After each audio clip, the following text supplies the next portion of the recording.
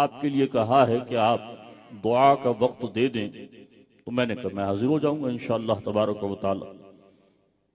تو مجھے نہیں معلوم تھا کہ اس محفل کا عنوان یہ ہے، جشن مولود کعبہ۔ اگر یہ مجھے اسی وقت بتا دیتے تو شاید میں محفل میں نہ آتا، میں اپنے آپ کو روک لیتا، میرے پاس عذر بھی تھا۔ لیکن جب میں ذرا صبر کر جا بھائی، بہت لیٹ ہو گئی، ذرا صبر کرو۔ آپ ہمیں پیسے نہیں دے رہے، نہ ہم آپ سے پیسے لے رہے ہیں بھائی، نہ قوم سے مانگ رہے ہیں، مسئلہ بتا رہے ہیں۔ بالکل ٹائٹل پہ بولیں گے نا، آپ کو سننا چاہیے، آپ چاہتے ہی نہیں بانٹو لنگر بانٹو بھائی، ان کو زیادہ پریشانی ہے۔ مولود کعبہ یہ بات ذہن میں رکھیں، نہیں آپ لنگر کے لیے بیٹھے، دین سیکھنے کے لیے بیٹھے نہیں، آپ بیان جاری رکھیں،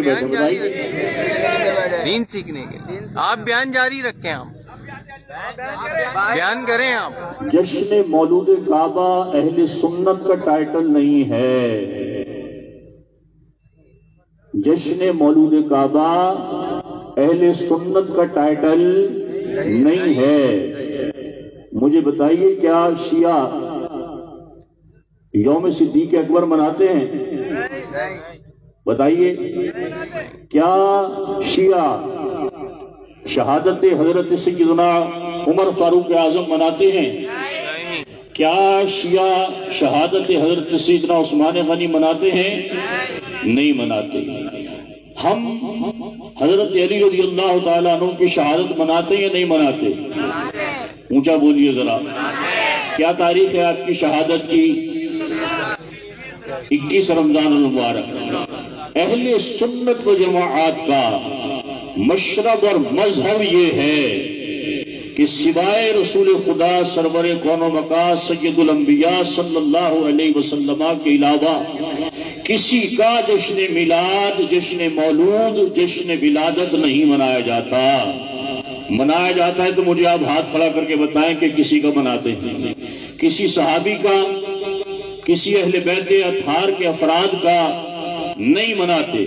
صرف میلاد مناتے ہیں تو مدینے والے مصطفیٰ کا ملاتے ہیں، یہ خاصہ رسول اللہ صلی اللہ علیہ وسلم ہے۔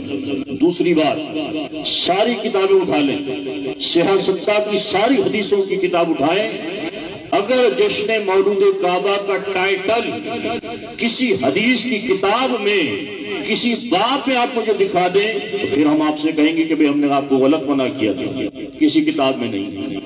یہ تو شیعوں نے ہمیں اپنی لائن پہ لگا دیا اور ہم اس لائن پر لگ گئے۔ آج 15 رجب المرجب کی رات ہے، 15 رجب شریف ہے، جو کہ یوم وصال حضرت سیدنا امام جعفر صادق رضی اللہ تعالیٰ عنہ کا وصال کا دن ہے۔